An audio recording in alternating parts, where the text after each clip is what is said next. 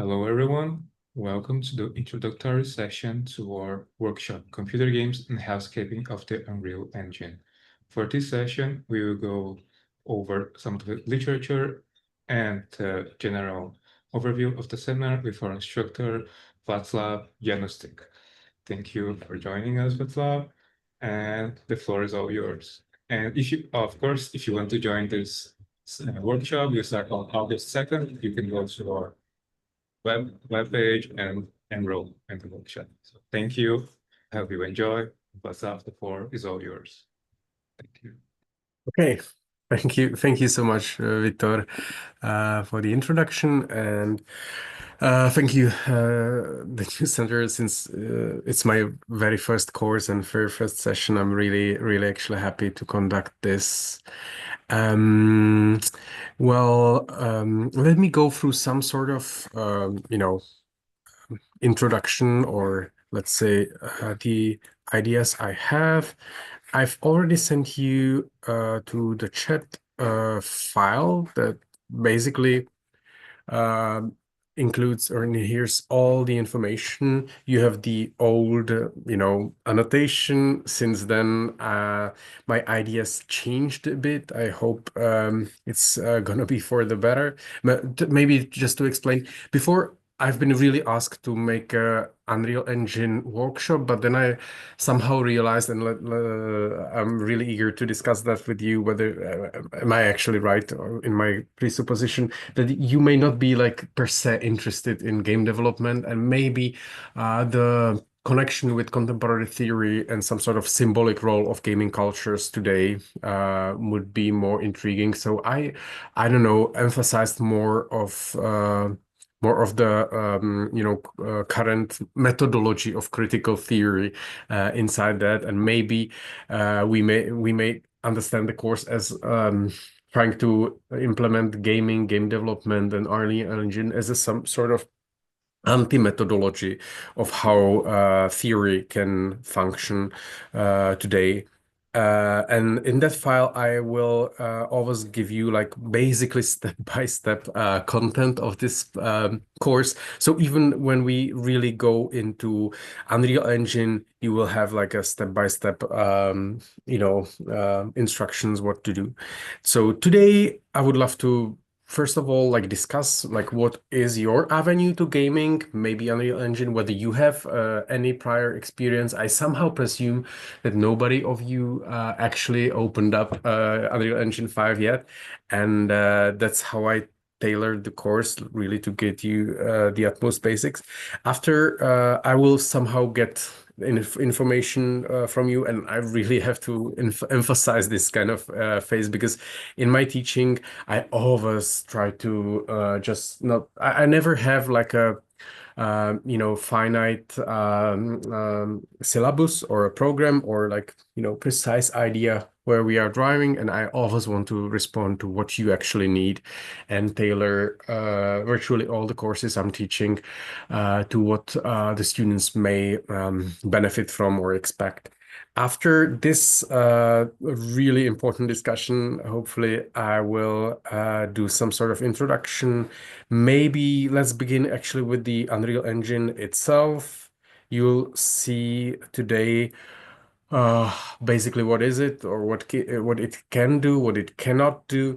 And then I will, of course, like try to emphasize the ability or the kind of symbolic value of Unreal in terms of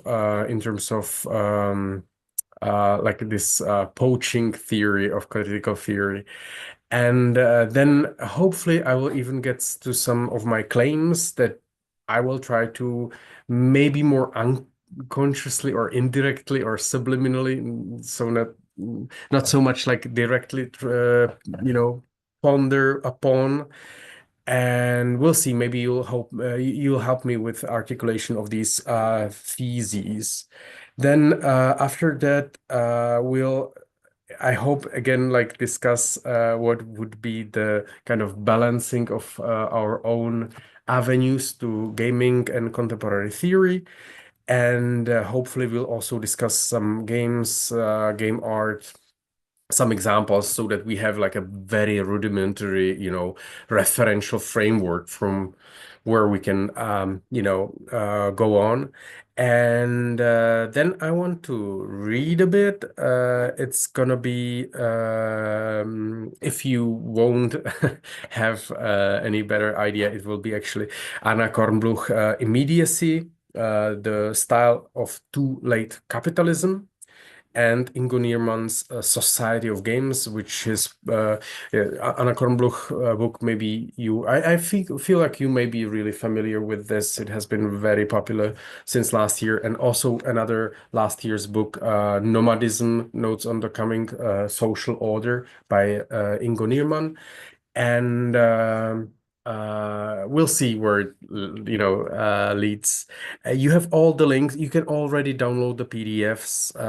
Needless to say that you should be familiar with the website Anna's Archive or Zlib or any other, semi-legal database.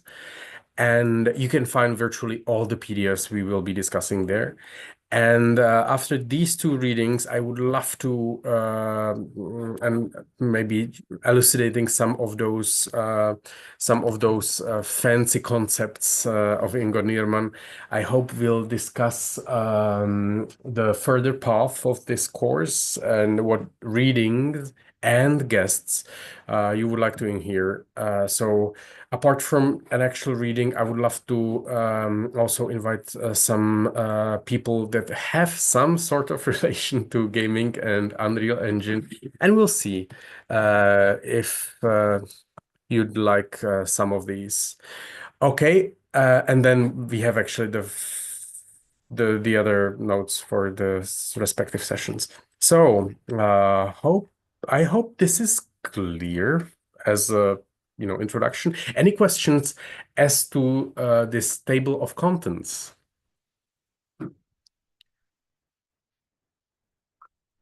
Well, if not, I hate to introduce myself, but I feel like I have to do justice to the introduction by actually saying few things about me. I do loads of stuff. I publish books, translate into Czech. I play games, of course, obviously. If I have time, I even develop my own games. Today we'll see one of them, hopefully.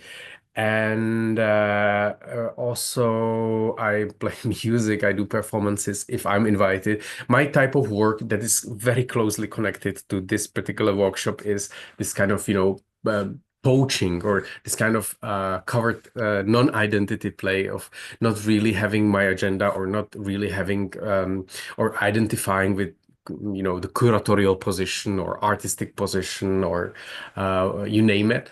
I'd rather just do interesting stuff with interesting people, and so far it's not definitely career-wise, whatever path, but I can still say it works for me, and it really connects me with loads of interesting people. So I'll be somehow presenting this anti-meteorological or poaching-like approach, and I feel like Unreal Engine is a tool that is somehow symbolic for this whole strategy. And content-wise or topic-wise, I used to be associated with left accelerationism. I published a bunch of books and articles about that, but also with speculative realism to some extent. But today I'm more intrigued by my own concepts of figurative theory, speculative history, or pop philosophy, and we'll see when we get there what these concepts are all about. Basically, the most important project I did is this trilogy of pop philosophy. Unluckily, it's still only in Czech. But these three books, one concerned with detective fiction and affective theory of contemporary time, one with dystopian narration and what the hell is actually capitalism. They have these neat little covers, and the third one is actually about superhero fiction and the kind of what happened to critical theory through the last century. So that's, let's say, my biggest project, and this has been developed on the basis of exhibition as a curatorial project, and philosophy somehow for me comes after, art. Okay, so that may be enough. These days, I'm really shy to disclose that, but these days I game mainly strategies, and then I game League of Legends, and yeah, mostly League of Legends lately, but like loads of other games. Okay, I hope this actually is a helpful introduction. And I really hope to hear anything from you. In particular, what motivated you to take this zero session of this course? How do you feel about the program that I've outlined briefly? And what is your relation to gaming? What's your favorite game, maybe? Like anything. As I said already, I really want this course to be in form of dialogue, and I really, for that purpose, I really need to get to know you a tiny bit. So please, anyone? I can start breaking the ice. Oh, we have students. Let Sarush, please, Gustav. Cool.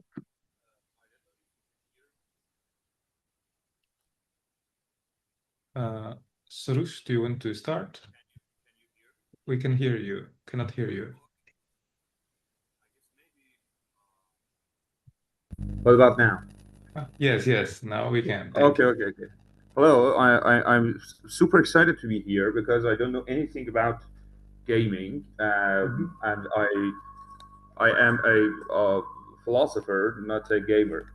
Can you hear me? Yeah, Is it like some noise? yeah. There was a bit of feedback, but I can mute. Okay.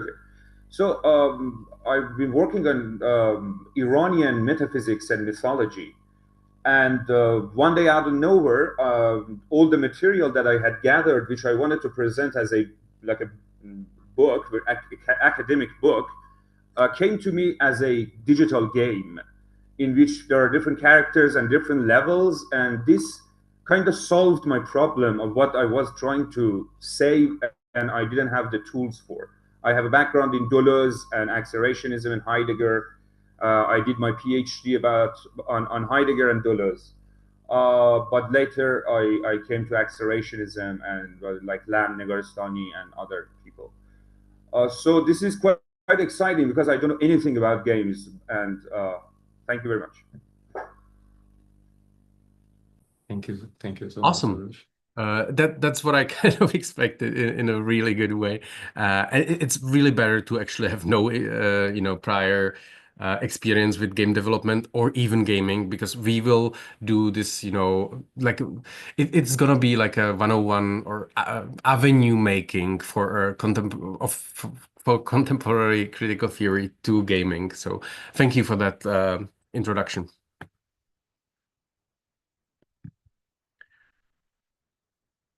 Anyone else?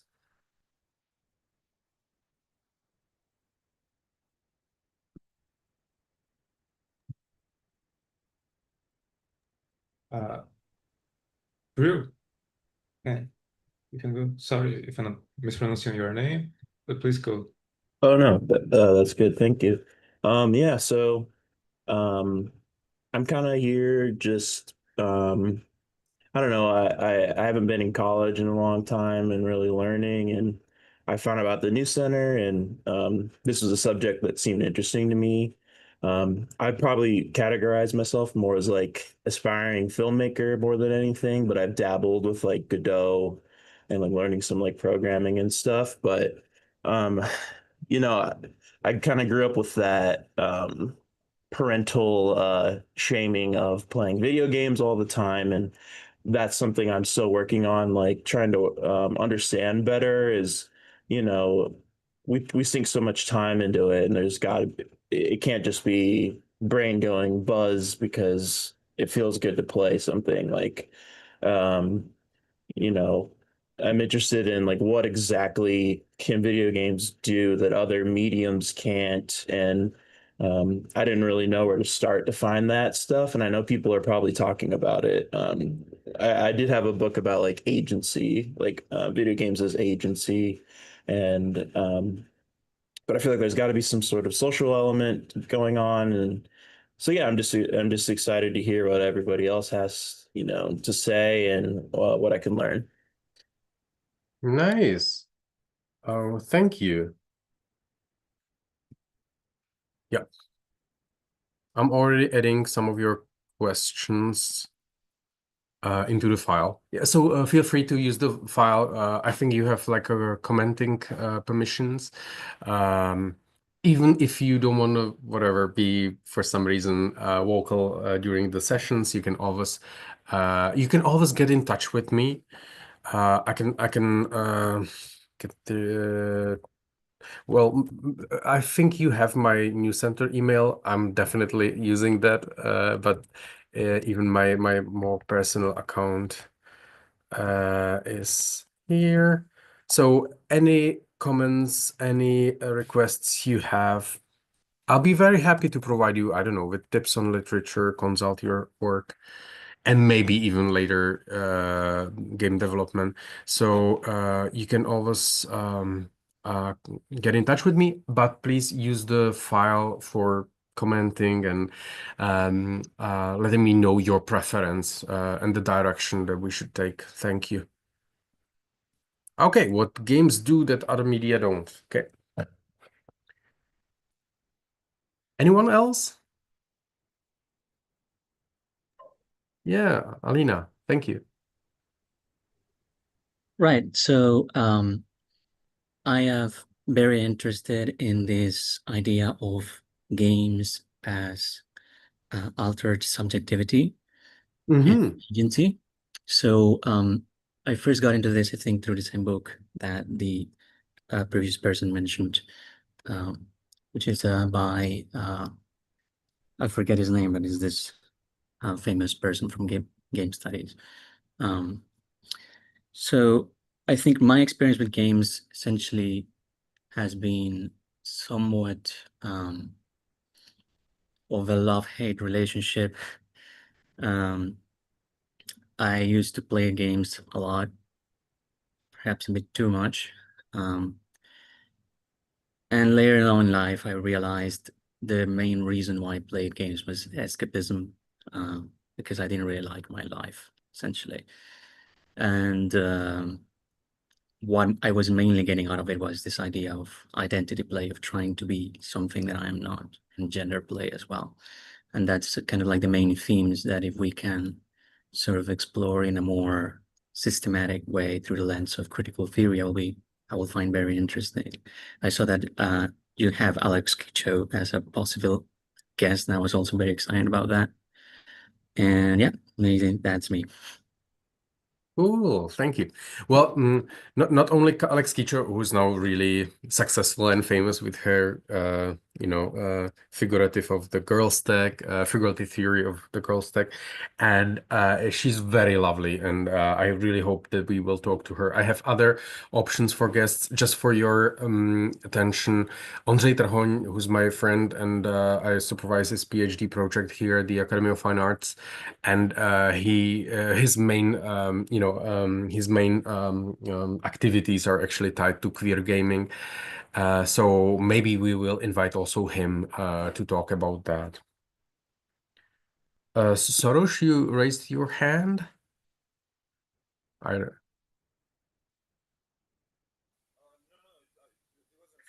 Plus, for the reading, just we'll get there. But my kind of first choice of almost for this course would be, because and we'll get to that, I'm kind of dissatisfied with the literature on game studies. It's actually abundant past few years.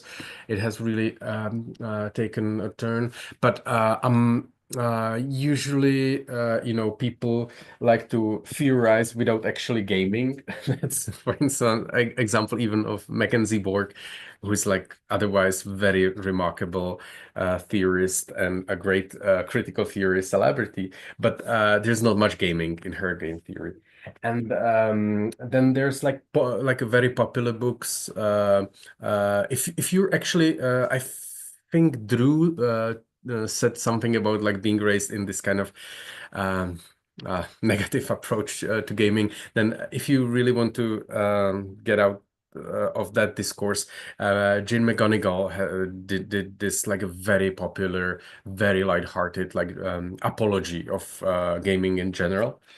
And then of course there's like academicians like Gunkel, or we'll maybe hear about Nick Dyer Whitford and Pieter, Greg de Pieter, and but they are more academic than on the part of the actual gaming. I still consider Alex Galloway to be the most competent theorist as far as gaming is concerned. I can give you maybe links on all of this literature in the file, but the only book that I was really thrilled to read was actually Open World Empire by Christopher B. Patterson. So maybe for you, Alina, you can already download the PDF and start reading, and maybe you can even help me with that, and maybe Drew can help me with Godot, and Surush may help me with better understanding of Negarestani or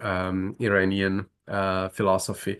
So again, as I was saying earlier, I really hope this will be some sort of mutual dialogue. Okay. Anyone else would like to say just about anything about yourself?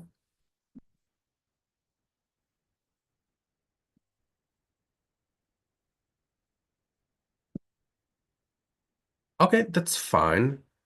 We have a fairly navigable number of participants. That's great, because I have never done like a workshop online, and you'll see that Unreal Engine is a fairly complicated tool, and it's gonna be tough to actually, because my idea is not only to show you the things I do in Unreal Engine, but rather for you to actually experience and basically repeat what I do in Unreal in your in your environment with your assets or your kind of aesthetic decisions.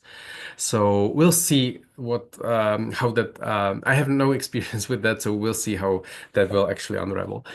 Anyway, concerning the kind of format or the discussion, please feel free to, you don't even have to raise your hand. Just, I really love people jumping into my speech, or I really love you to have questions. I still don't know you that much, so I really don't know what your level of like preconception or your level of knowledge is. So I may use some authors or concepts too hastily. Some things I may actually define maybe unnecessarily much, so you can always moderate me.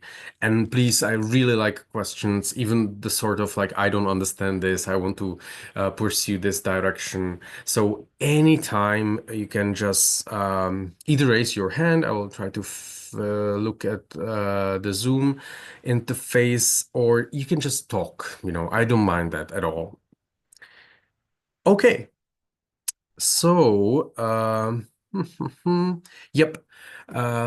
I'll get for a tiny bit into the Unreal Engine. You may have seen this interface.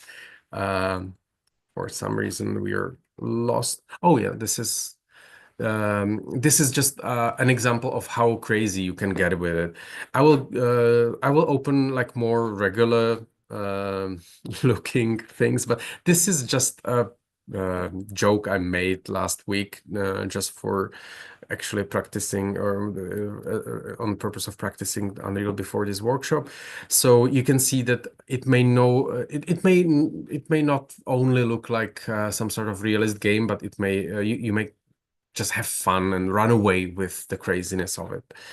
And in Unreal Engine, basically, you apart from the main bar where you have, of course, like the play, and in browser in a second we will actually play the prototype.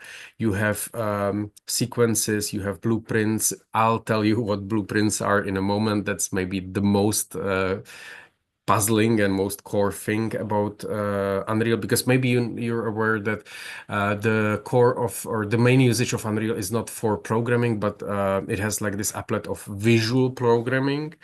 And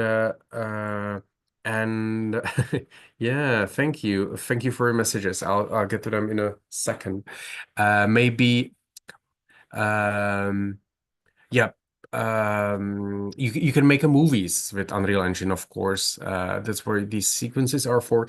And for programming, we have blueprints. I can open any of them.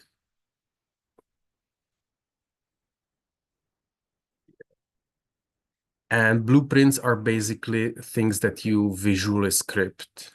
Okay.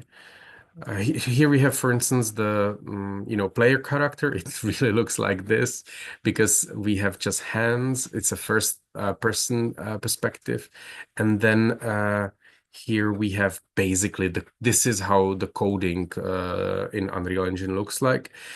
At first, it may really seem so much easier than, let's say, in Unity, where you have to program in C#. But later on, we'll see how perplexing this or how complex it may really get. So this is just an example of how you can like creatively work with assets and build up some like crazy aesthetic. To be honest, maybe just to present one of my first claims, I'm very surprised that in the game industry, even in indie gaming, people are still obsessed with like and fetishize this kind of realist vibe or realist setting of games, and there's so little like crazy or actually experimental gaming. Yeah, here we have like some triggers. Our course will actually conclude in similar sense of like really getting a walking simulator type of a game where you just walk and you interact with the world or the objects in a very simple way.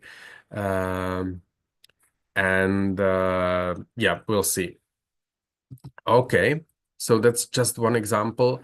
So apart from the main bar, we have the content browser. That's basically where all the files are stored. You can have various, whatever tabs. And here we have basically the content of all the project files. Plus, of course, there's engine and plugins. We won't get to plugins, but whatever. And then here we have details and outliner. Outliner is basically the list of all the objects in the scene. Let's say that this is the scene in the browser window, and here we have all the objects that are there. The objects in Unreal Engine are virtually, there's like so many of them, you see. But virtually there are 4 types of objects. Real objects, no matter whether they have collision, whether they are visible, whether they have texture, material, whatever objects. Then there's a post-production volume and lighting. They are of different nature. Then there's materials and textures, obviously, but they're not really objects per se. Then there's particle systems. For instance, these little flakes floating around, they are example of particle system, so that you don't actually, load into this into scene each dot, but you have a Niagara system that actually spawns these, objects autonomously or automatically. And the last type of objects is actually, blueprint or blueprint class, and those objects actually have a code and can interact with other objects. So that's it. That's the ontology. That's the metaphysics of Unreal Engine. So outliner is the list of all the objects in the scene. And of course, details are details of each object, Okay. as a very, very like a first brief introduction, I hope this is enough. Yeah. And we have two people who Sure. introduced themselves. Do you want me to read the introductions now? Or Yeah, wait a sorry. No problem. Sorry for interrupting you. They wrote in chat because they cannot talk. Marina talked that it's very loud around her. She has a little experience working with Unity as an artist, and she wants to continue exploring where mechanics can be used for critical purposes. She's looking forward to learn about new approaches to this, and her favorite game is Disco Elysium. And other student is Michelle Edelstein. Sorry if I'm mispronouncing. She's having some health issues right now. She cannot talk, but she has background in studio art, post art printing, and post photography. But she has seen long-time players of video games. She has been a long-time player of video games. Sorry. She's pretty interested in incorporating video games in her practice and making work about Counter-Strike and the desertification environments in the World of Terror back in her grad school. She's very excited to be here and do a little bit of practice in interview as well. Her favorite game as right now is Cruelty Squad and Chrono Tiger. So sorry for interrupt you, but I think you may want to get this. Okay, thank you. Thank you for this lovely moderation. I've never had the experience of this, so it's very, very pleasing. Thank you. Anyone wants to comment anything that has been said so far? Maybe you can even relate to what I've said already about the interface of Unreal Engine. Shall I maybe fast forward, or is this like too rudimentary? Is this still too complex?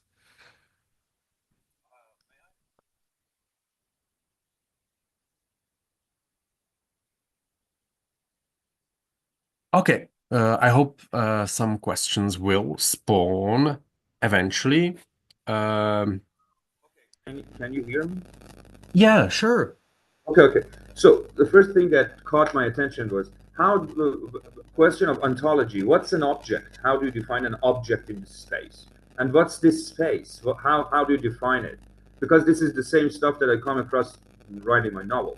So what is the meaning of reality here? I guess from like Deleuze, Baudrillard, Land, everybody is talking about something about reality that is not actually the reality that we perceive. It's more reality of a game.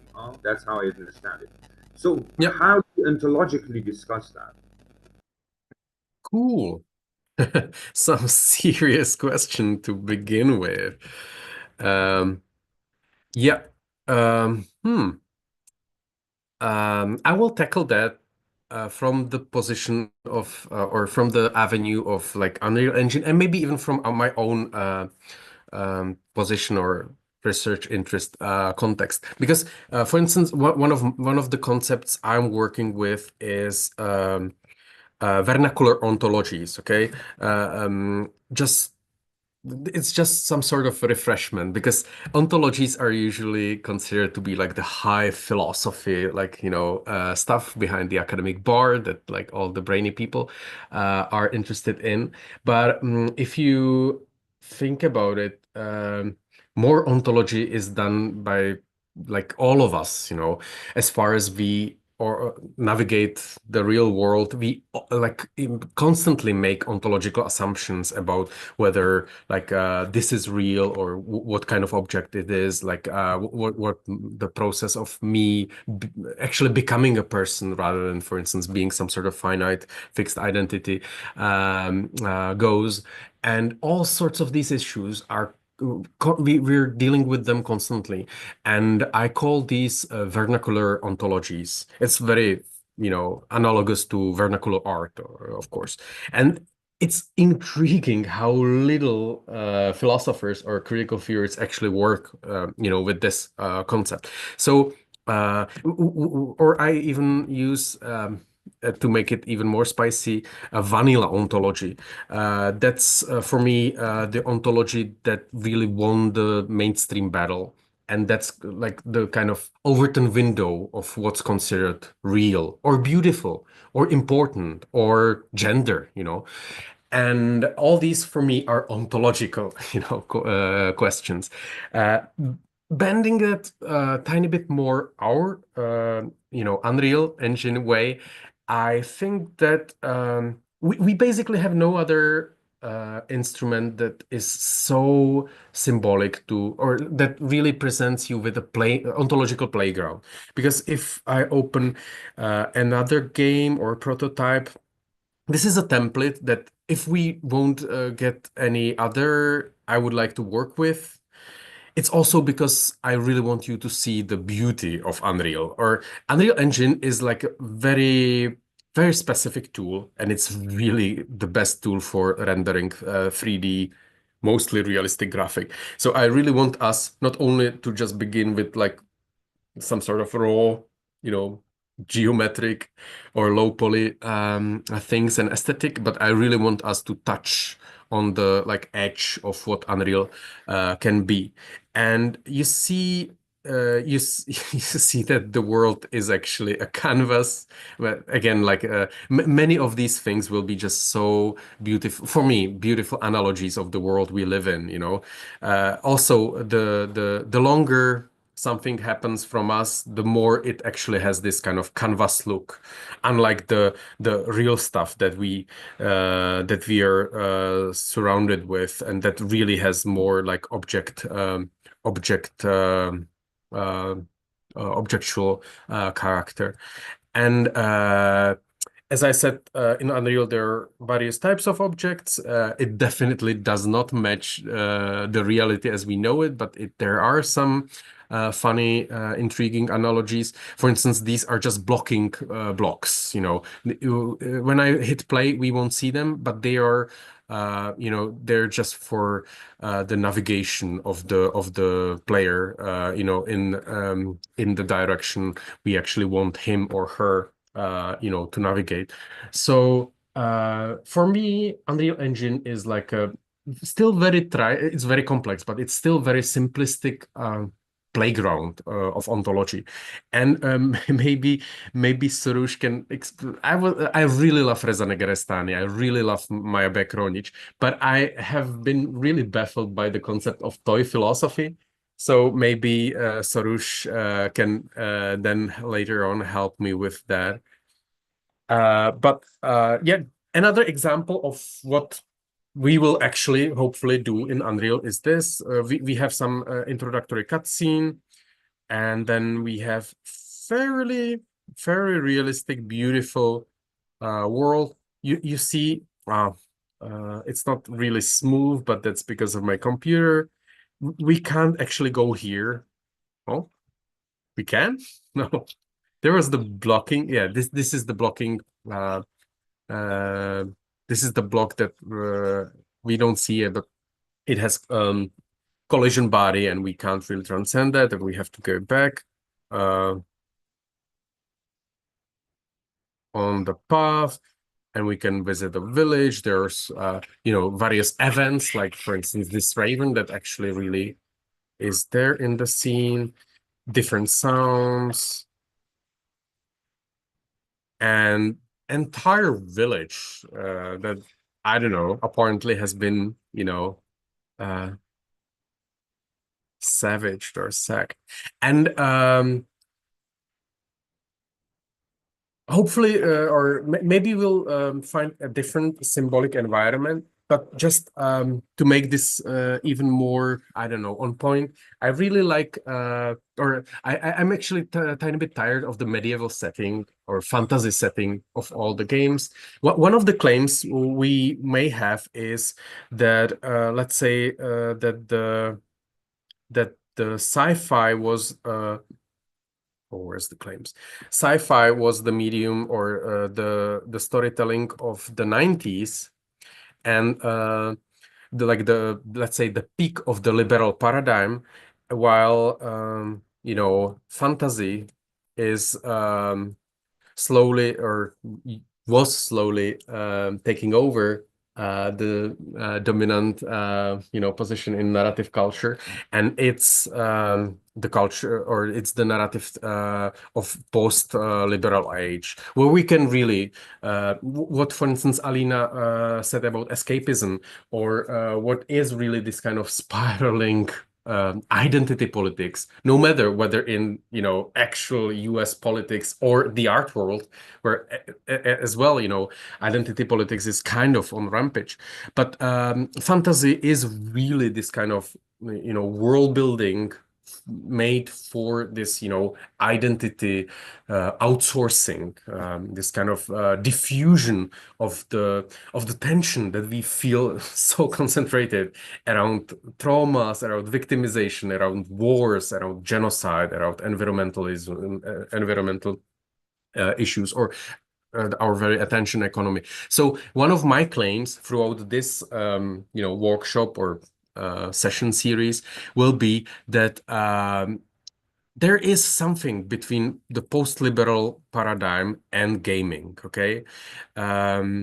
Maybe to make it even more juicy, let's say that the novel was, the medium of the late imperial age of, let's say, 19th century. Cinema, let's say movies, that was the medium of 20th American the American century, and let's say that games, for some reason and in some respects, are actually the medium of 21st century, and particularly of post-liberal age. Where am I driving at the post-liberal thing? I have this ongoing theory. Now it's really not, that, I don't know, original. Now everybody talks about it, but it has, I have theorized it like, 20 years, 15 years ago, that there has been a very happy, whatever that means, historical moment in our Western history from, let's say, 1989, the Velvet Revolution in Czechoslovakia, and the Berlin Wall fall, and the end of history.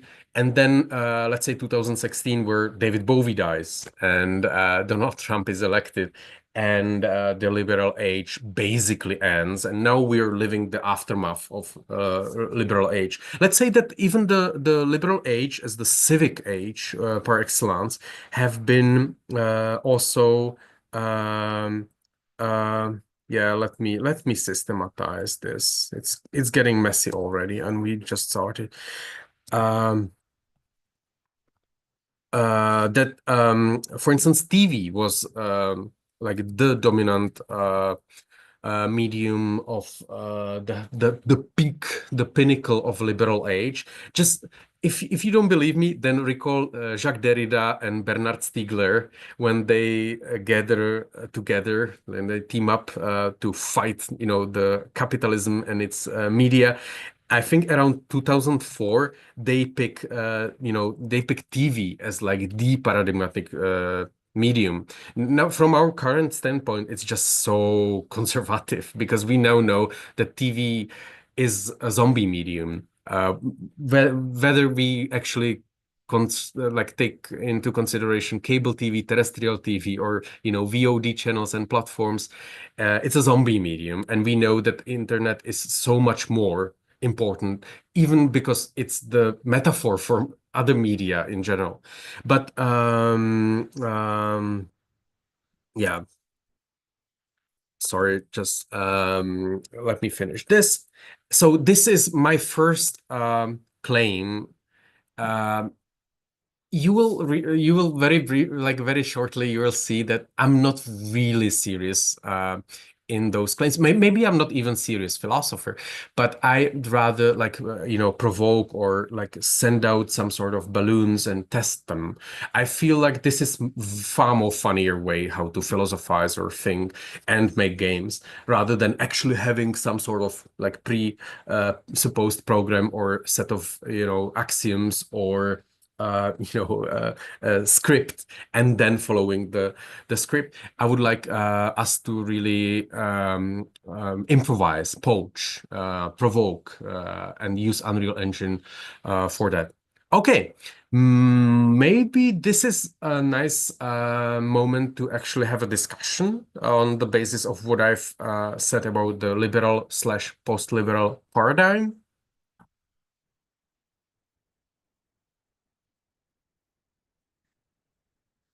Hi, maybe I can say something. That's okay. Yeah. Cool. Sorry, my camera isn't working, so I can't show up. But yeah, I guess I'm very interested in this idea of storytelling through video games, and it's definitely true that it seems like it's one of the most, like, say, used medium nowadays, specifically by youth. But I always wonder, because like I'm a writer and also like I make movies, and I always wonder if actually the crowd that does plays video game, no matter like how big it is really the crowd that could be, you know, let's say radicalized and politicized against capitalism. And I wonder this because I just feel that if I just look closely at my friend groups who are like, you know, activists, like involved in politics and also like feminism and stuff, they do not play video games. So I guess in some ways I just always wonder, like, how much does, because I know it's soft power and it's propaganda, but I always wonder whom does it really touch, right? And does it touch the kind of people that actually then further greater change in society? I know that's a question, but yeah. So whom the games touch in general? Yeah, like what kind of individuals are so, let's say, willing to play and understand the perhaps subliminal messages within games that would lead, because you mentioned how it used to be the novel, right? That would be the, like, let's say, genre for delivering like fantasy and stuff. And I just feel like the people who read and the people who play video games are actually different people sometimes. And it's not to make an elitist difference between these two, but I just wonder if video games can really be a soft power agent for change. That's my question.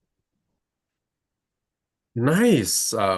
Again, very big question. So let me like channel a tiny bit.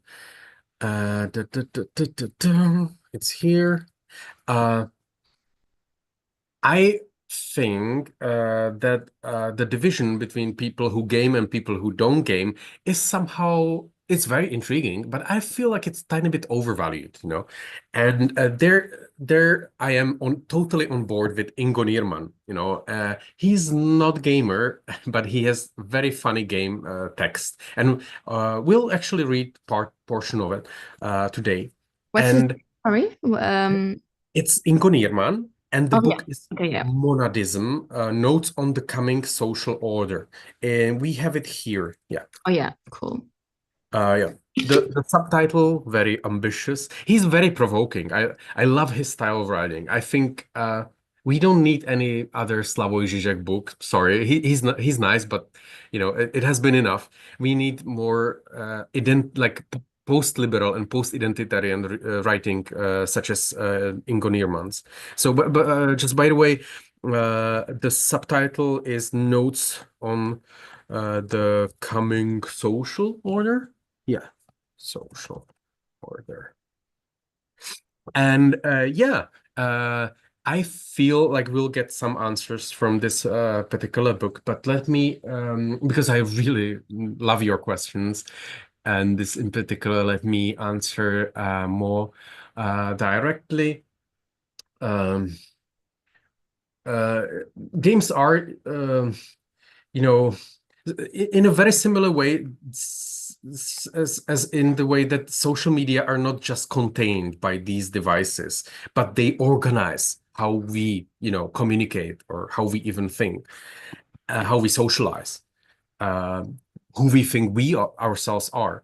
Games also are not contained by these, you know, laptops and machines and Disco Elysium and Counter-Strike, they are technologies in the Deleuze-Guattarian sense, and they are models that learn us. What does it mean to play? What does it mean to assume or assume some sort of, corporeal identity? What does it mean to cohabitate a space? What does it mean to shoot other players? What sort of baggage or context does it bring about? And in that respect, we are all playing games. Society, I think it's really very non-trivial approximation to say that society is a game. You have some stake. It has stakes, definitely. You may fail very easily. The rules of the games at the moment are actually very tight, maybe tighter in some respects, at least tighter than ever. And the game is more exciting today, mostly because you have more to lose and you have more issues that are drawn to our attention, like environmental cataclysm or the genocide in Gaza or the war conflicts. And where am I driving with this answer? I feel that games completely necessarily touch everyone, and even maybe the people who claim that they don't game. And reserving myself negatively from the non-gamers. Now I can reserve even from the kind of contra-cultural piece, a kind of post-hippie, even kind of Mark Fisher style of non-gamers, because they very easily can romanticize gaming as this kind of the poaching, as Michel de Certeau uses the term. And for instance, the gamer, despite really not being a gamer and not having a relationship with gaming, the gamer as a figure is in core of Mackenzie Work's thought. And it's because she still tends to romanticize the position of an hacker, somebody who's not only using the system or the tools, but creatively, restructuring how the system actually works. Well, on one hand, this is what we'll try to do with Unreal Engine. On the other hand, I think this is really a romanticization of what hackers actually do and what gaming actually, is. I think we can understand game and ontology just drawing upon Soroush's comments. I think we can take them as a metaphors of the world, which brings me tiny bit to the title of the course. Finally, maybe you've been intrigued. What does hellscape actually mean? So I feel that being said, games are in general creating some kind of vibe or some kind of environment, or some environments are just so prototypical. And intriguingly enough, there's a lot of mimesis in terms of gaming environment. A lot of games just really try to imitate real world. And it may be even surprising how games like Farming Simulator or the Euro Truck Simulator, which is a Czech game, by the way, and other work simulators, like factory simulators. I'm just so intrigued by how popular this game genre is. Games like Satisfactory or Factorio, which again is a Czech game, just by the way. And apart from these games that already have some sort of hellscape-ish or heaven-like reverberations or modes, there is a great inclination to create environments that are dangerous for some reason, and they are dark. It's mostly a demand of the gameplay, because most of the games still being made today are PvE. That means player versus environment. You have like basically games can be sandboxes or walking simulators where usually there is no clear antagonism. And then you have antagonistic gaming, which is either player versus player, basically open worlds or some sort of battle arenas. Or you have PvE, which is the basic of the so-called single player, meaning that you go through an environment and you constantly, face some enemies, challenges, tests, fights, bosses, whatever. And these environments have like a very strong inclination to somehow imitate hellscape, whatever that means so far. Okay, so still answering your question, Morgan, I feel like this particular inclination or vibe of the world building in games is telling us something about the subconscious or the narrative or cultural subconscious of today, of the media, of contemporary society, and therefore I think the games are not touching only those who actually game, and as in PC game or video game, but they're touching through the modeling, through the scaffolding, through the cognitive mapping, through what we now call vernacular ontologies. They really touch all of us. I'm sorry for such a long answer, but I just roller coasted it with some of my claims.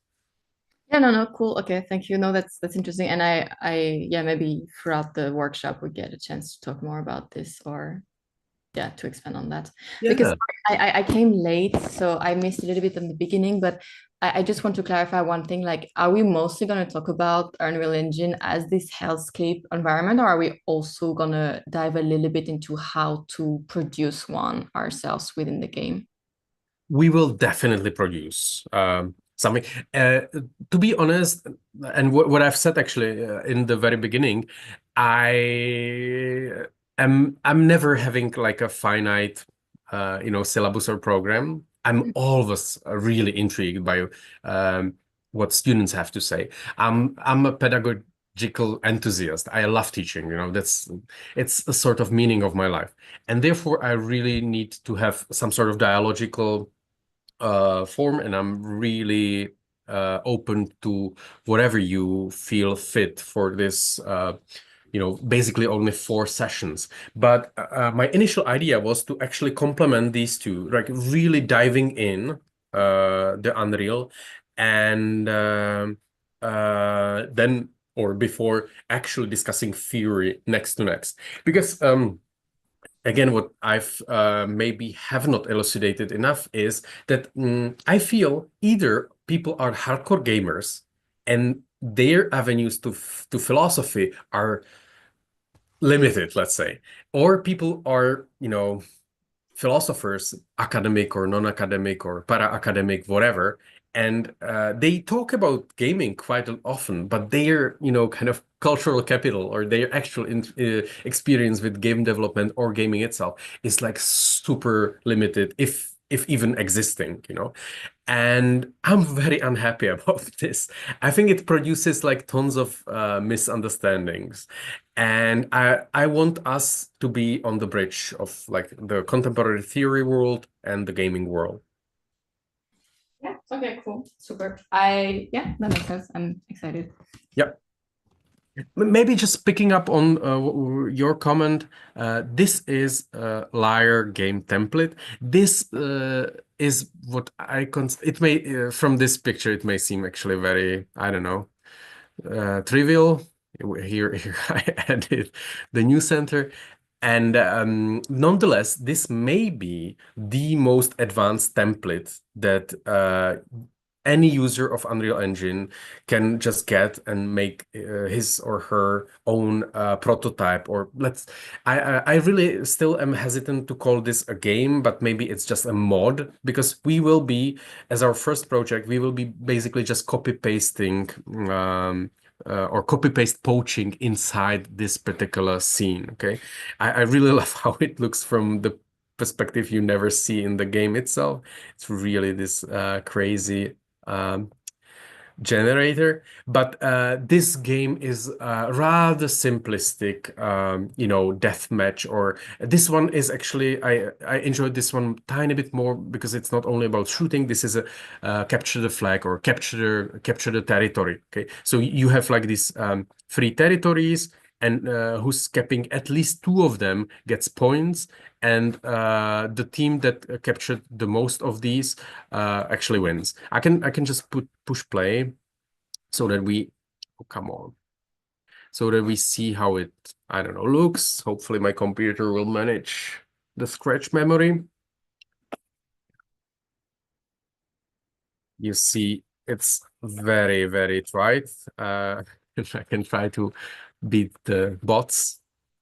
This game is not only like complex in terms of like there being 3 different weapons. We have these teleports. I can pick up like different weapons. Yeah, I had 1 kill. That's enough.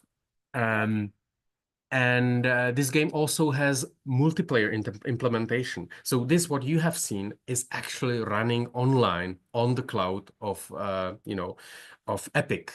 Epic being the developer of Unreal Engine. Also Epic being the second, which means like far worse store, or like far less positioned store in terms of gaming. Epic Games or Epic Store usually looks like this. They're developing, for instance, GTA, or they're connected to Rockstar. You have your library of your games. That's really not important. But in the very Epic Games, interface, you have this node, the Unreal Engine, and there is basically your library, and what that's where we will always start. Here you have different versions of Unreal Engine. Here's your projects, and here's the assets that you've bought either on FAB or previously in the Unreal Asset Store. So yeah, maybe you can even go to FAB because FAB is where you buy the most basic things for your game development. You can find even the Lyra game template, and that's basically what we will begin with, in 2 weeks in the first session. FAB looks basically something like this. You can check it. Actually, to get to like the technical issues, if you will enroll, and I really hope you will, please do basically one thing only, and that's install Unreal Engine version 5.3. Okay. That's fairly easy. You won't have issues with that. You can just, Google Unreal Engine. You can do it, yeah. It's usually you just use UE as Unreal Engine 5. And 5.3 is still the version I work with, and it's in my experience very stable. So there is actually today I think 5.6 or 7, but we will use this version for some reason. And you download it, you install it, and then you can do whatever you feel like, but we will start our program from very scratch. We will start our first project. We will we'll have a look around. We'll go to FAB, maybe find the Lyra template and some other assets if you actually want. Okay, so Lyra template is actually not on the FAB, but it's it's in the Epic Store itself. Yeah, Lyra start the game. That's how it's called. If you want, you can get ahead, and but then maybe you will be bored during the first session, since we will really do everything from scratch. In FAB, but what you may actually do yourself is really go around FAB and search for some assets you'd like. You have also your library when you log in yourself with your Epic account. But you I don't know, maybe you're interested in cave. There's lots of caves that you see these assets. You can put there like free, and you'll see what assets are like for free. There's only one. Of course, you can use any assets from the internet. Basically any 3D models, usually FBX or GLTO are working well. If you struggle to start with that, I kind of recommend Sketchfab. That's, I think, the most versatile 3D library. I think here, for instance, we have the Cloister that I worked with in the example that I've shown you. But again, here you can find anything, and usually they are for free. You just here tick downloadable, because it also functions as a library or showcase. There's tons of assets that are not actually downloadable, and you can also touch or you can also set like you can filter, of course. You can set only those assets for free. And yeah, that's it. Fab has also this, or Epic has this nice feature that yeah, you have categories over which platform you're actually using, but this is not what I wanted. For Unreal Engine, each month there are free assets, and usually they're really good. So I recommend looking up these. Where is it? Discover channels, products. Yeah, these are the 4 assets that are for free this month, and it changes each month, so you can collect these, or that's what I'm doing. Like each month I'm just logging in the Fab just to check what is for free, and then in your library you see all the assets that you've listed or downloaded over the years. Okay, so that's the most basic interface, and that's what I still consider the most advanced template that we'll work with. And so in next session we will just open this map. We'll tinker with things. We'll see all sorts of options. And I hope you don't mind that it's really a shooting game, and not only it's basically a deathmatch or capture the flag, a very traditional game. But I really want us to have experience even with this kind of low-key sort of AAA, very standard game style gaming, and then maybe hopefully we can get more experimental and run away with all these tools. Okay, are there questions concerning this?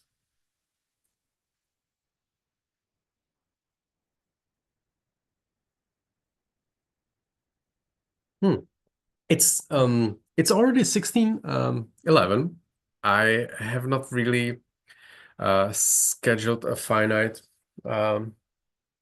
session or program, but I still hope we have time, because we can either go through some of my other theses or claims, or we can actually do some reading. Particularly the Ingo Nierman reading would be very apt, considering the questions you had earlier about like who's actually gaming, or whom the games touch, or how to approach gaming in first place, and why games matter as a social post-liberal or like late liberal age medium. What the hell is monadism, and yeah, that would be lovely. But I have a scheduled meeting with DJ Demos later tonight, so I have time only till 5 maximum.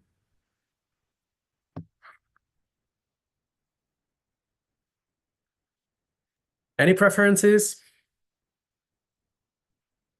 Sorry, I just have a practical question. Like I did not see the dates exactly in the agenda.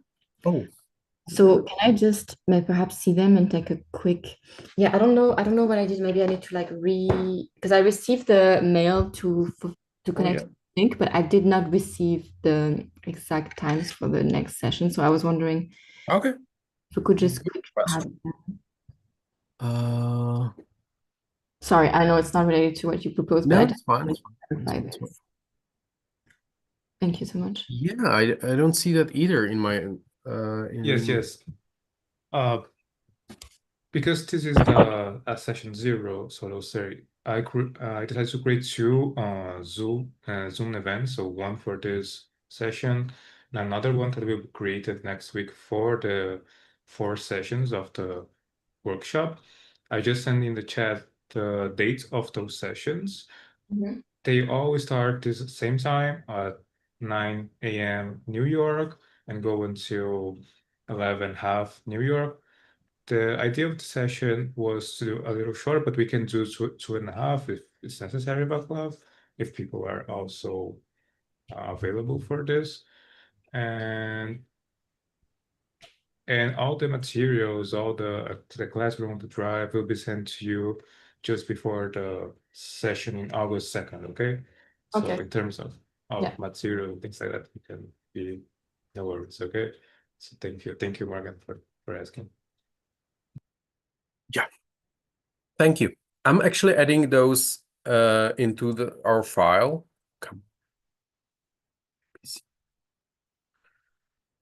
And it's basically every other week, the same time, the same Saturday.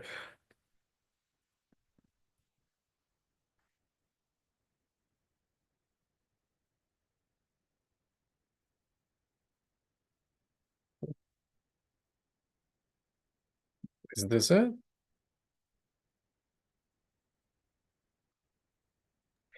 Second, 16th, 30th. And we haven't scheduled the last one, but I presume it's going to be 13th of September. So, yeah. Yeah, we have as 13 in our calendar, but let me check if it's some kind of typo. No, Saturday is 13, 14 is a Sunday. Oh, I have 13 the Saturday. Yes, 13 to Saturday. Sorry if I Yep. mispronounced. Yeah. Go. Okay. Thank you for a practical question. So now we may just commence reading, maybe Ingo Nierman. I really hope I have downloaded it to my PC. Oh, no, I don't know. Oh, I have only Kornbluch. Okay, so sorry for that.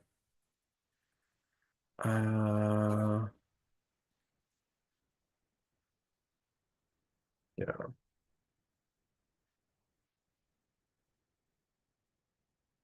Sorry. Anna's archive has this like delay, so it'll take some time.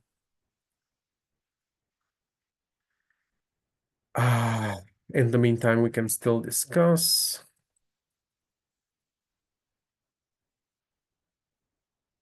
Oh, come on.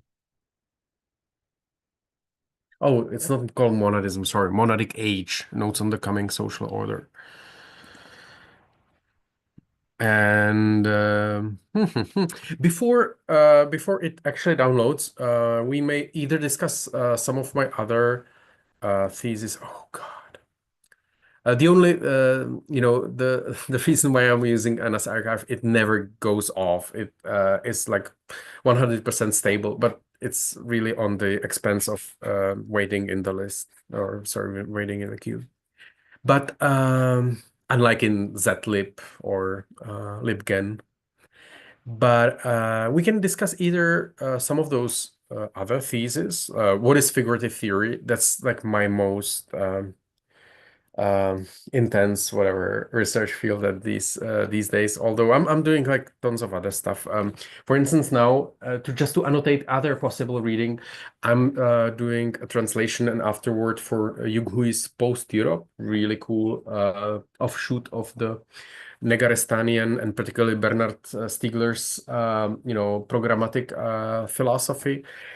And we may read that since it just begins with the homelessness as the impetus, as the starting point of any philosophy, and as the sort of like Agambenian hellscape of that's so fetishized again by post-structuralist philosophy.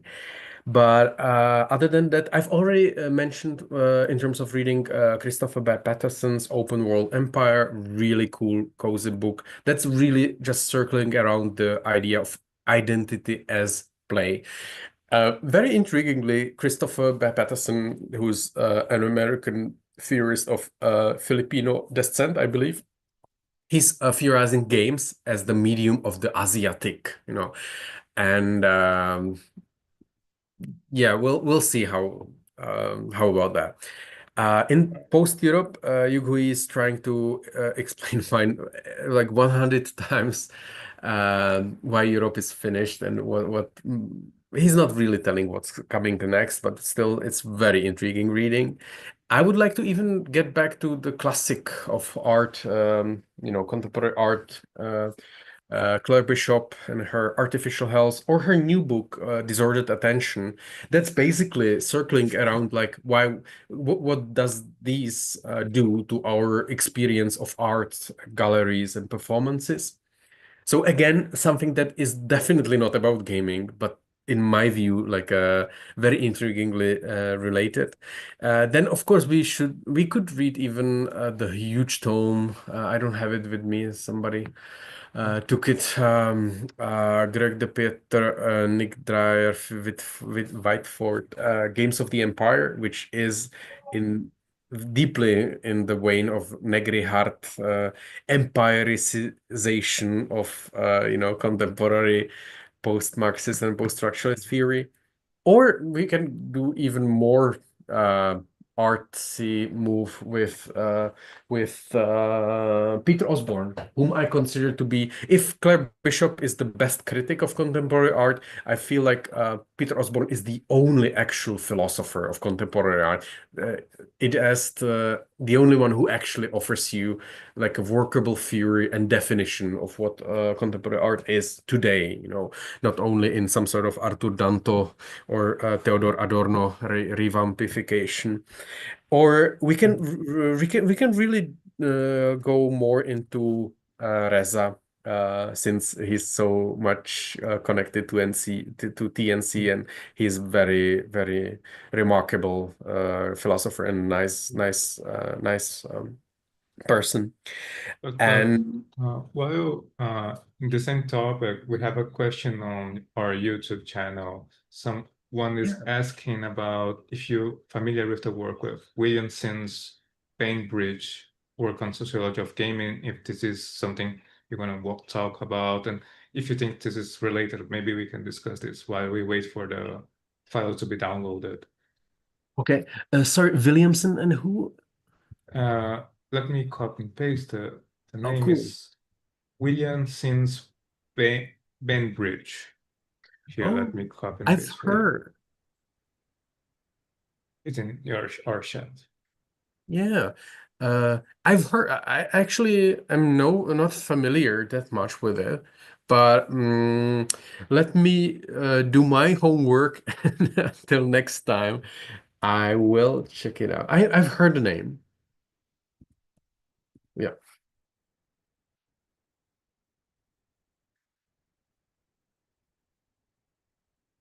Yeah.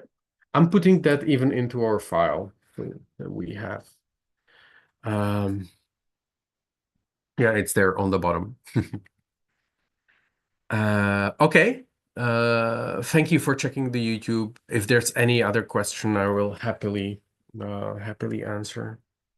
To be again honest, I'm not so much interested in game studies, although it's a nice nascent field and there's many great people, but my interest in gaming is more tied to like contextualization rather than actually academic whatever scrutiny.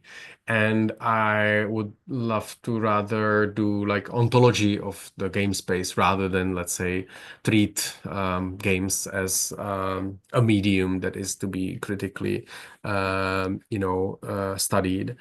So that's why my angle is maybe a tiny bit weird or skewed, and maybe you have not really anticipated people like Anna Kornbluch or Peter Osborne or Claire Bishop in the reading list. But I'm totally open. You know, these are actually just my tips, and you see that I'm just really, this is a work in progress, and I would really be happy if you are part of the process. Okay, let me see. Oh, maybe we should still do some we haven't really passed through the threshold of matchmaking. Matchmaking is like a very basic gaming term of, you know, trying to balance the PvP formula or fights or battles. And in terms of our, you know, discursive matchmaking, we should somehow have some common referential basis as to games, game theories, maybe even broader cultural and theoretical context. So maybe you can tell me what games you like. There has been already Disco Elysium. It's a remarkable game. I think it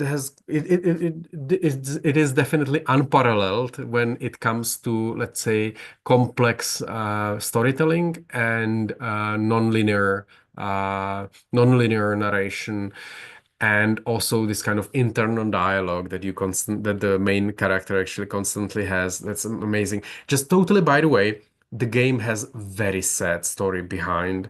I forgot the name of the main developer, but it has been like, I won't go into details. Google it. It is a very sad story. Why, for instance, we don't have Disco Elysium 2? What happened with the IP of the game? You name it. You know, a very like prototypical and sad story of game development. Some other, I don't know, games that should be of interest to us.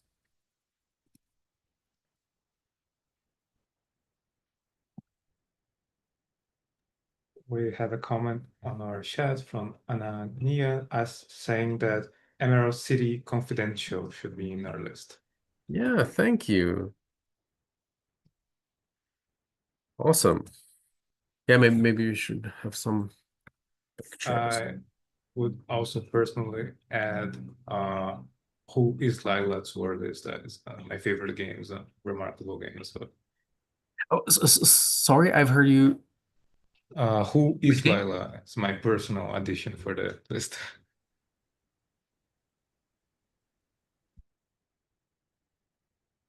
Okay. Oh, thank you for commenting and adding some information. Thank you. Okay, maybe some gaming art.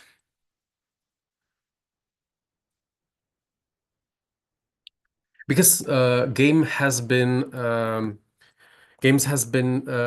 of since the COVID, they have stormed the art world. And again, it's like a very weird type of, you know, marriage in between gaming and the art world. I think very again symbolic in that regard is an exhibition in Julia Stošek collection called World Building, and curated by no one else than HUO.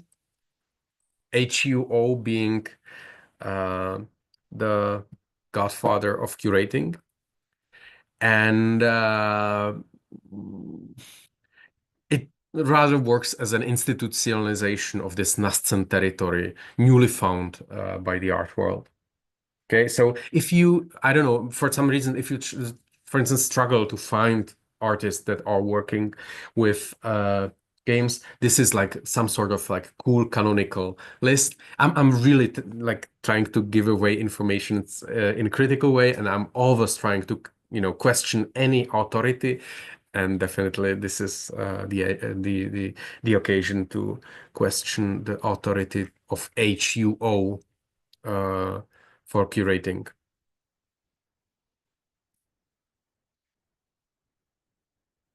Oh, okay. My very friend and very great artist Theo Triantafylidis, he actually was featured also by in that world ending. His work called oh come on, called The Pastoral. It has been like a very, again, prototypical for how art actually grapples with gaming. Of course, there are people like John Raffman or This Collective or Daniel Felstedt, and it's a cluster of people that work with 3D graphics, sometimes even Unreal Engine, and we'll talk about them definitely. We can even invite them. Daniel Felstedt or Marco Rosso from This Collective, maybe even Theo Triantafylidis would be interested.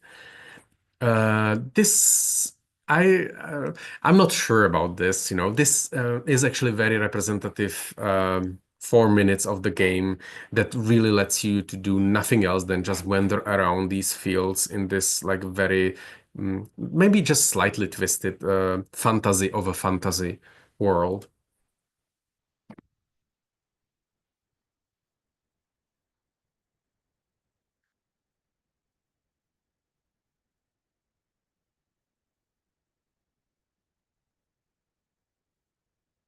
Yeah, we don't even have to full screen this.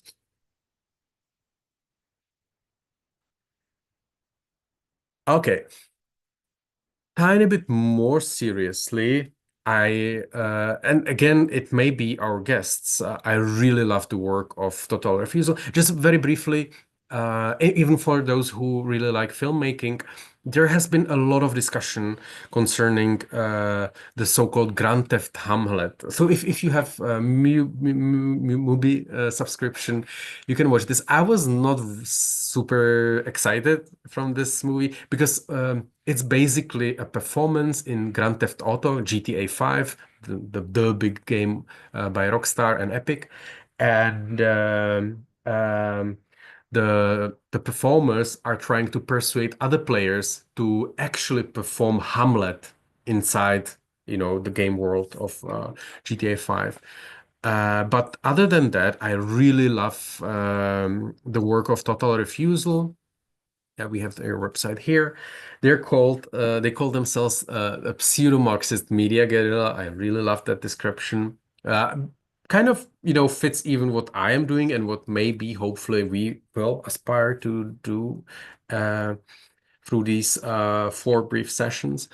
And what they do, apart from some sort of gallery presence and other work, is basically tied to performing inside the game world of AAA games like the Battlefield, Red Dead Redemption, DayZ, um, uh, uh, uh, yeah, and others. All their work is actually online because they are pseudo-Marxist guerrilla, so they don't really paywall anything. I really love Hardworking, which is about NPCs in Red Dead Redemption 2, or even Red Redemption, which is like a primer to Marxism, again happening in the game world of Red Dead Redemption 2. Do we want to discuss that? It's a remarkable game on its own. We can even watch these because they're so neat little films.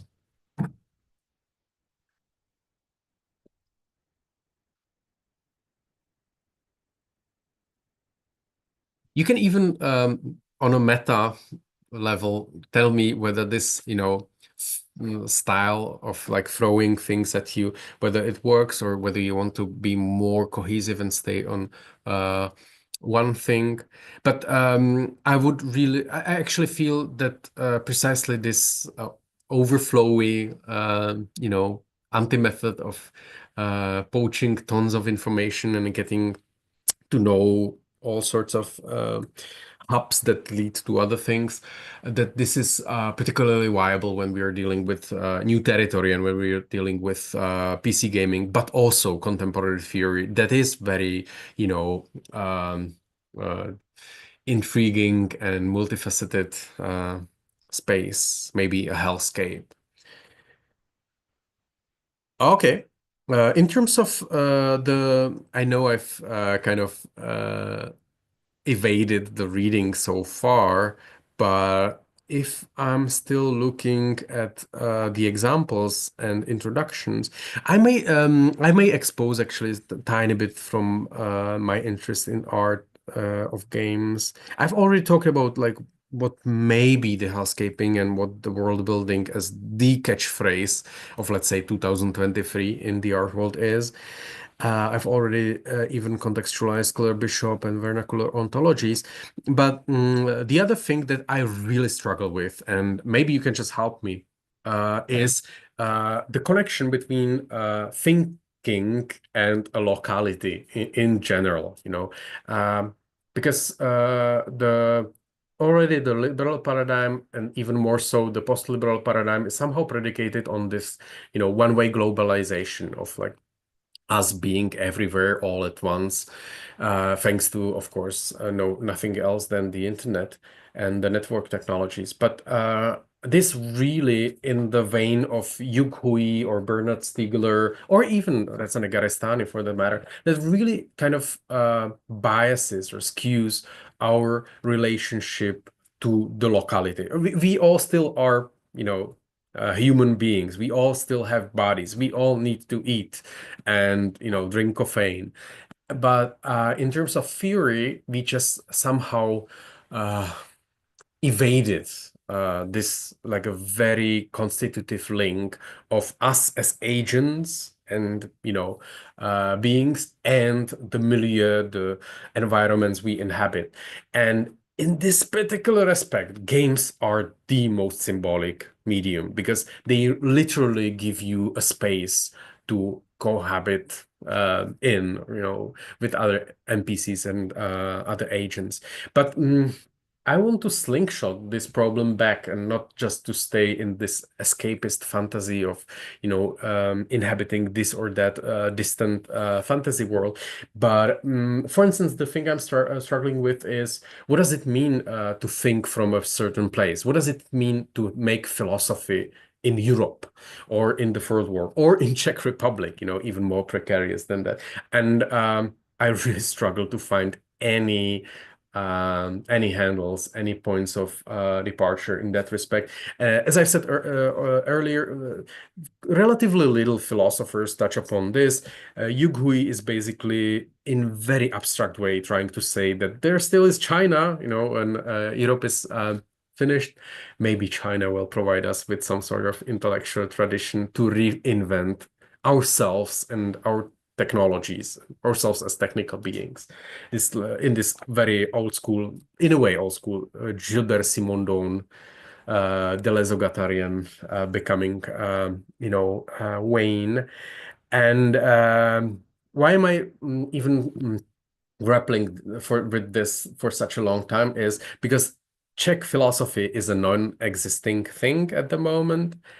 And I don't know if we are losing too much, but I feel like in gaming, that's the only sphere where Czech culture actually somehow gets some sort of traction or attention.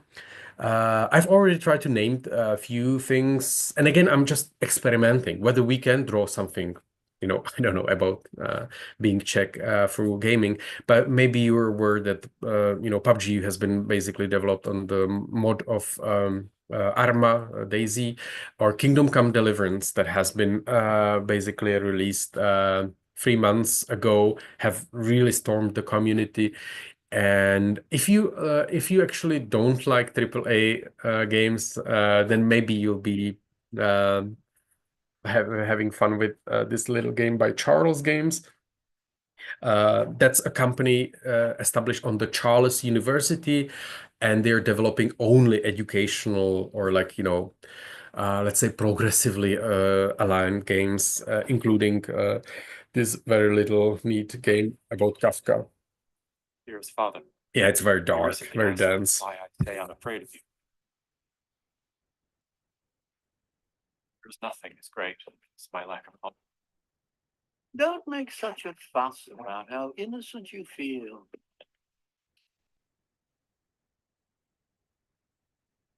I came here of my own free will, and of my own free will, I'll remain here. To be on, yeah, nice. Hopefully a meaningful example. I like this game, yet it's not really that much of a game.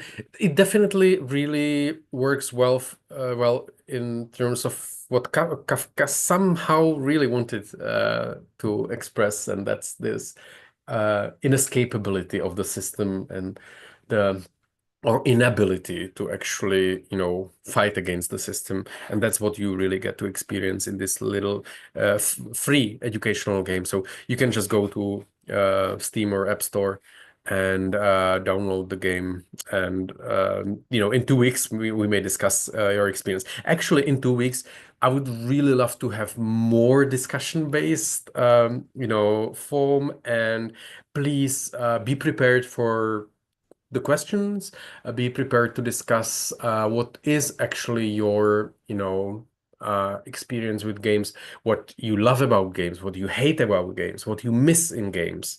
And maybe we'll get there in terms of maybe we'll make something at least in that, in that direction, in terms of what you are missing, what you think games can be and are not yet. Okay,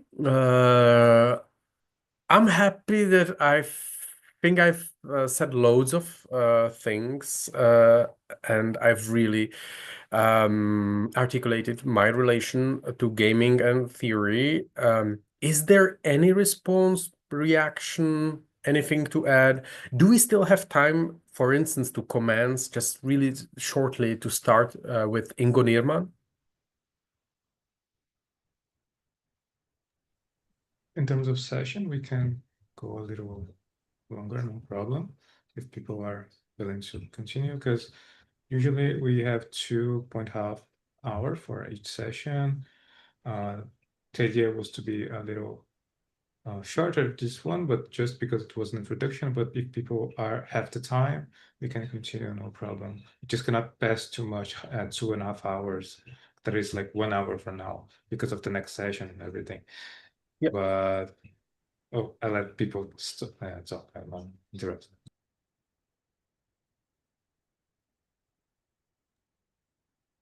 Sure. Yeah. We have a question in the chat. Yeah. I've tried to articulate all the technical details. I think. I'm sorry. Yep. Here are even like some, PC requirements, but the only thing you should do, because it takes time, is to install Unreal Engine 5.3. And then you feel free to do anything you'd like to familiarize yourself with the tools, or particularly maybe with the fab. You can find, your favorite free assets there and already download that to your library. And later on, hopefully we'll work with those. But other than that, we will just start from scratch. We will open Unreal, create a project, the sample project or template project of the Lyra game, and then we'll just move around, try to maybe change the lighting, change how the scene actually looks, add some new objects, and we'll see. Maybe just really to show you what we will basically do. One other avenue to gaming is itch.io. It's really unparalleled social network for presenting, publishing your games. It looks like this. If you really want to play some very weird, ultra indie, simple, short games, then this is definitely the platform. These are the games I have there. I'm not particularly proud of them. It's really were maybe more like an educational projects for me. But anyway, I will now. You can try, for instance, this. It's called Try Hard. You can download this for PCs.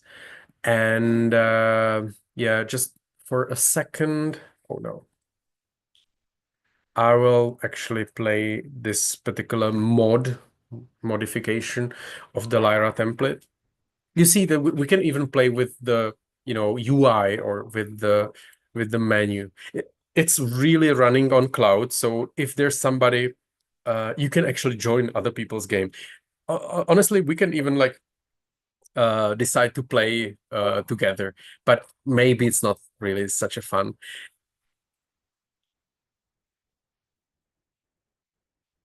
I just basically changed the scene. I created this environment, again, based on many other free assets.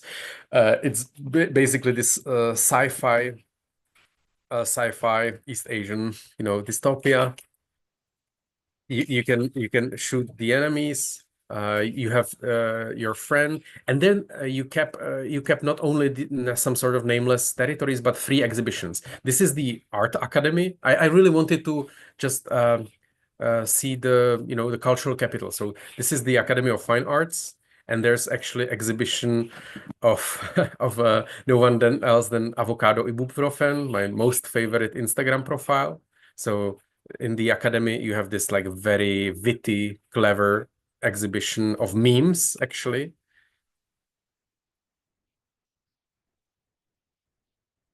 Yeah.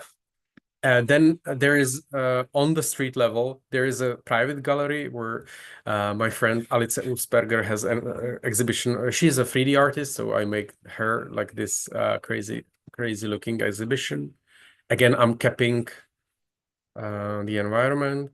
And just by the way, the third exhibition is in Kunsthalle, another sort of institutional exhibition space. And in Kunsthalle, my friend Artur Magrod has his exhibition of short videos or short video art.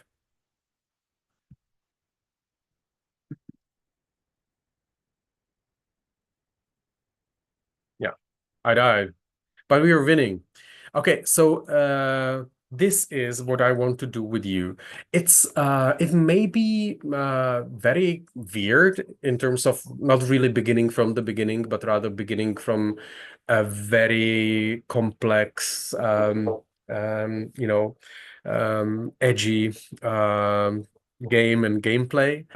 But I really want us to feel the potential, the power of the engine. So that's what we'll try to do in the first 2 sessions, basically.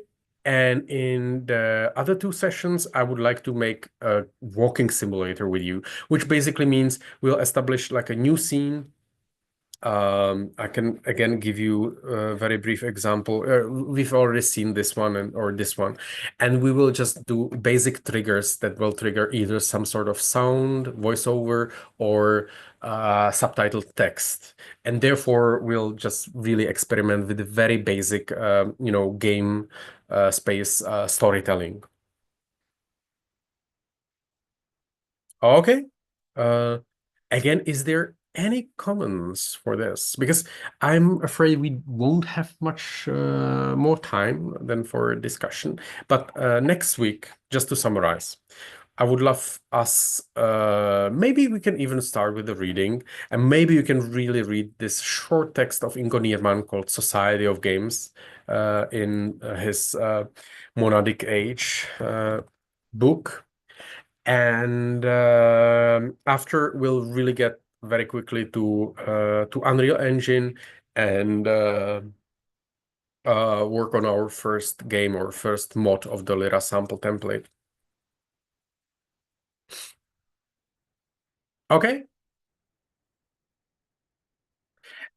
Like any questions? And then, please do ask questions, really, because as I said, maybe quite a few times already, this is not really I don't know, maybe traditional workshop, but I would love to have some sort of dialogical contact with you. And also I can maybe provide you with useful links or even some sort of networking. And because, you know, creative work is about that these days.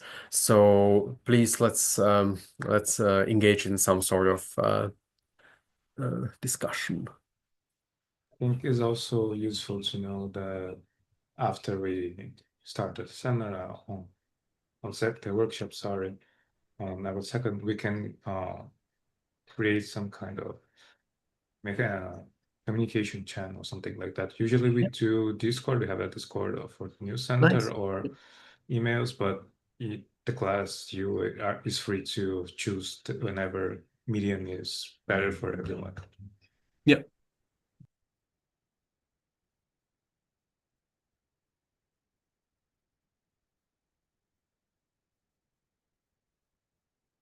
So I think one useful question would Mhm. be, what are your expectations for the class in terms of deliverables? Like, do you expect presentation text or maybe presentation projects? And what is the final project? What you are thinking in terms of like what students should provide between sessions and for the workshop?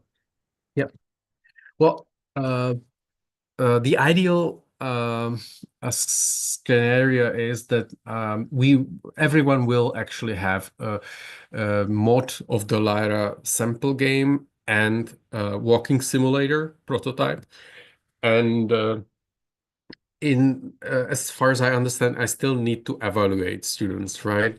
Which is a weird thing to do in 21st century. But yeah, I think my evaluation will be based on this particular work. We can really put it up on the itch.io, and you can really publish your first little game, and anyone can download it from here.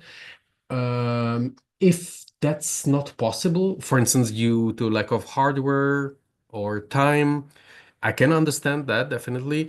And then we can have a discussion concerning, like, for instance, the theoretical sources. If you want, you can submit a seminar text. I'm like, you know, that's most of my reading throughout my life has been like student papers. I read like 200 of them each semester, maybe. But I can still read a few more. And I think I can give you some feedback. And if you can use my you know, presence here and my pedagogical experience and my feedback, please do it. And maybe even textually could be fruitful for you.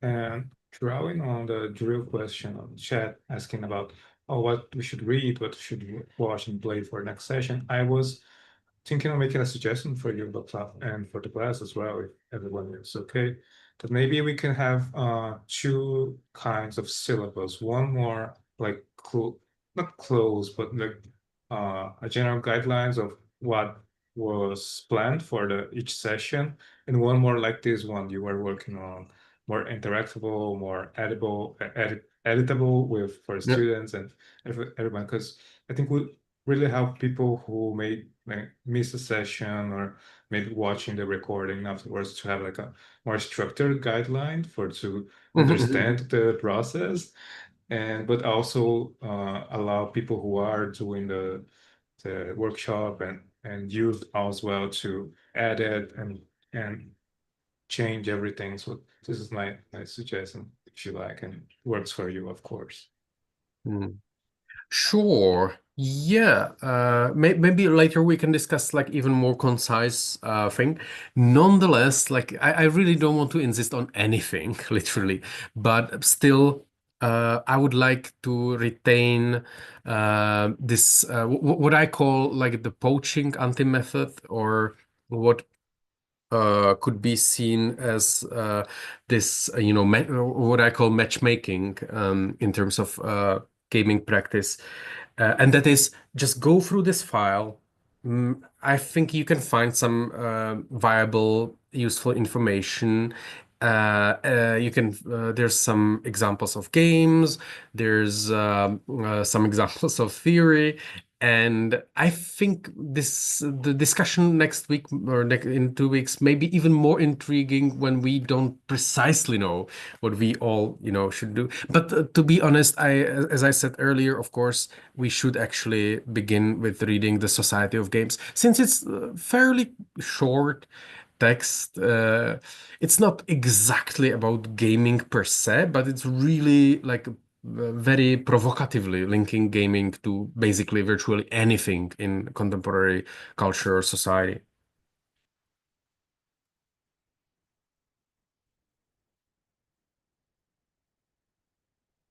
Okay, so next time we can even begin right away, since I've evaded it this entire session. We can begin with Ingo Dierman and Society of Games. We can even invite him as a guest if you'd be interested, But I really feel like Ondřej Trhoň has so much to say.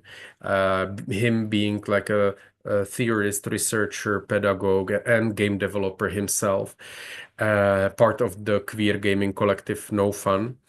And Alex Keacher is always like just so amazing, in terms of discussion.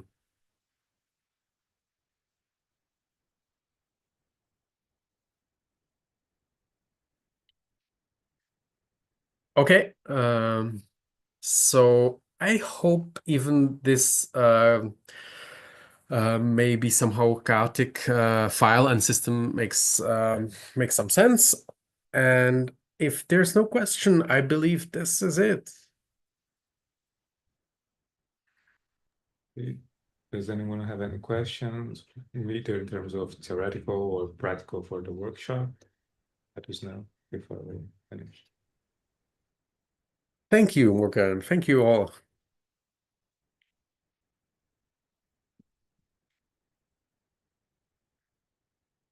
Okay, so I hope to see you in 2 weeks. I guess everything is clear, and we'll take it from there. Thank you, everyone. Thank you for joining the session. Thank you, Václav, for this amazing session. I learned so much. I also am enthusiast of the topic. To anyone watching us on YouTube, thank you for joining us. Again, this seminar we still have seats for the workshop. You can go through our webpage to enroll. And if you have any questions, you can send to our student services email. I'm gonna write in the chat on YouTube. And I hope to see everyone there in 2 weeks. Thank you. Thank you. Thank you all. See you.